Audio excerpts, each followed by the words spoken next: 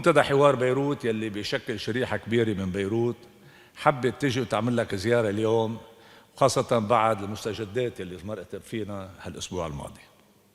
بنحب نأكد لك شغلة، إنه منتدى حوار بيروت دعمه الكامل للقرار الحكومي الصادر في 5 آب 2025 بشأن حصر السلاح بيد الدولة، ويشدد على ضرورة تنفيذ هذا القرار فوراً ودون تأخير كخطوة أساسية لاستعادة السيادة وهيبة الدولة. 2. يثمن المنتدى الجهود الحثيثة التي تبذلونها وبمجلس الوزراء لدفع الحكومة نحو التطبيق الكامل لقرار مجلس الأمن 1701 واتفاق وقف الأعمال العدائية بين لبنان وإسرائيل الذي وقعته الحكومة اللبنانية في 27 تشرين الثاني 2024 باعتباره إطاراً ضرورياً لضبط الحدود وحماية لبنان من المخاطر الداخلية والخارجية.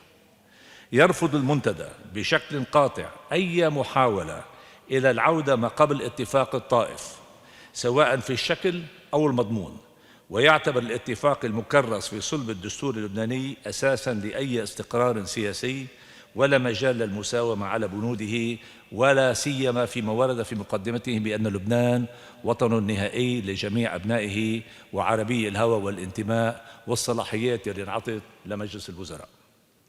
يشدد المنتدى على ضرورة اعتماد جدول زمني ملزم لتسليح السلاح الغير شرعي وتحقيق حصرية السلاح بيد الدولة باعتباره شرطاً لا غنى عنه لبناء دولة قوية ووطن موحد.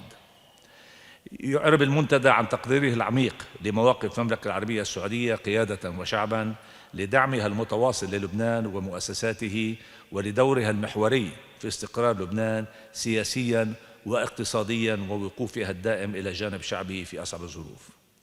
كما نحذر من استمرار تفشي الاقتصاد النقدي الكاش ايكونومي لما يشكله من تهديد للشفافية والاستقرار المالي، ويطالب بوضع خطة عاجلة وشاملة للحد من انتشاره، وإلى جانب إصلاح القطاع المصرفي وتعزيز آليات الرقابة على مصادر الأموال بما يتوافق مع المعايير الدولية، ونأكد إعادة أموال المودعين.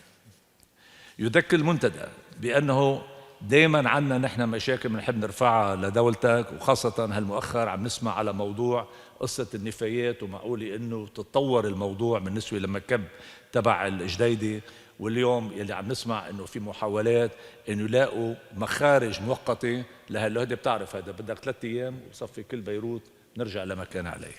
نحن جينا تنأكد دعمنا لإلكم، لأنه نعتبر المواقف اللي عم تاخدوها هي مواقف وطنية، الشيء اللي نحن كل هالسنين ناطرين الحكومة واليوم بقيادتكم إن أخذتوها، والقرار الجريء، وهيدي الخطوة الأساسية ببناء الدولة، ونحن جايين نقول لك نحن داعمينك والله يوفقك، ونحن وأهل بيروت كلياتها بدنا نعمل المستحيل تنجحكم. شكرا.